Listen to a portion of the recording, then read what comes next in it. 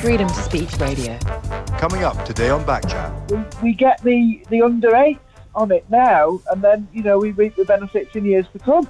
It's doping for the under 8s is certainly something we've not heard on this show. Funny, actually. We've only been going for 17 years, and we managed to have 7 students. It's great. Right, so that you've had less than 0.4 students a year. Graham's back on the line. What about the result of the weekend? It wasn't so great, was it? Well, while we didn't win, it's a silver medal. Sorry, but Graham, the silver medal is certainly not what you play for in football, is it? Well, I think silver is underrated. A lot of people won't know, but silver is actually the most reflective medal. Polished silver reflects over 95% of the visible light spectrum, so I would put that to you. Okay, well, let's go to a caller. We've got David on the line now. Do you have anything to say to your chairman, Graham, about this recent run of results? Graham, you call yourself a chairman. You're not scared. You're not scary enough to be a chairman. It's not like you haven't even killed one dissident. Well, I'd be very surprised if Graham has killed anyone. And who are you asking him to kill?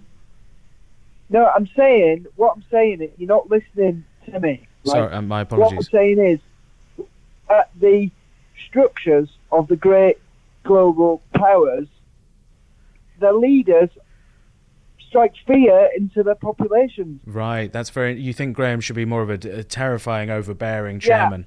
Yeah, I think, look at North Korea. There hasn't even been a World Cup this year, but they've won it. Why are we not doing that, Graham? There were 11 men on that pitch on Sunday, and nobody was afraid. Graham? You said we had 11 men on the pitch on Saturday. That's a lie. We could get 9. We could get 9 together. Just because we had problems with a couple of guys getting off work. But you've got Russia. They are, doping to high heaven. I think that might be an avenue we should go down. I'd say we get the under 8s on it now, and then we reap the benefits in years to come. It's doping for the under 8s is certainly something we've not heard on this show. There's no drug testing. There's no drug testing at that level, so why not take advantage? How would this new dynasty, this new regime, help the team play better? Well, I think one of the ideas I had when I was having the shit this morning was, why don't we get rid of substitutions and just kill people who perform badly in the first half? Hold on to that thought there, Graham. Have you thought about killing some of your players? Certainly when Ben, who plays in midfield for us, scored a goal in a recent derby, there was definitely a time where I felt like killing him, because he celebrated by lifting his shirt, and he was obviously advertising his uncle's guttering business, which hadn't been put through the club. Why don't we have a weekly celebration of Graham as our supreme leader?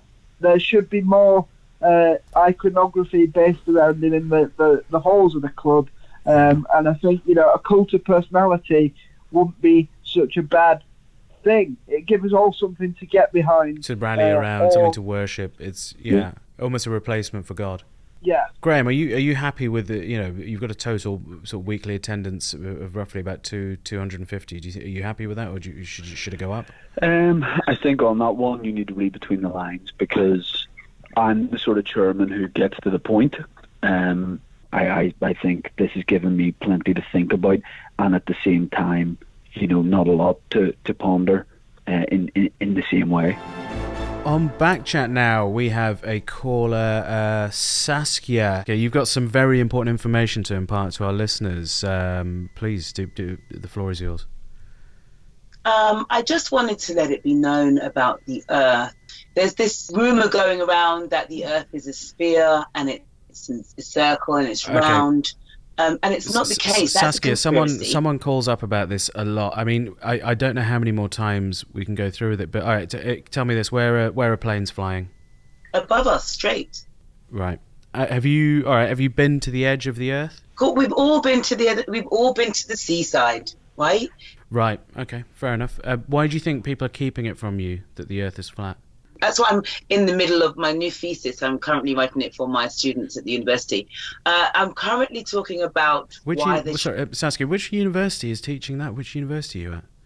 University of Real Life. Right. How many students are enrolled at the University of Real Life? Well, it's really funny, actually. We've only been going for 17 years, and we managed to have 7 students. It's great.